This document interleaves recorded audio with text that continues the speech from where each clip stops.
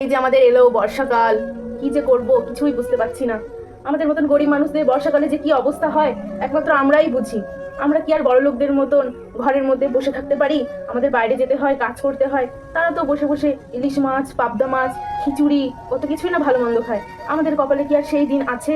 ঘরে আমার শ্বশুরটা অসুস্থ, শাশুড়িটা অসুস্থ, মেয়েটাও বায়না করে, কিছুই করে দিতে পারি না। আর এই যে বর্ষাকাল আসে, ওর বাবারও তো ঠিক মতন কাজটাও এর মধ্যে হয় না। কি যে একটা পরিস্থিতির মধ্যে আছি। ও মামা, এই ঘরে ভিজে জামা কাপড় এভাবে মেলে রাখছো, কি গন্ধ করছে। তুমি একটু বাইরে মেলো না। কি করব মনা বল?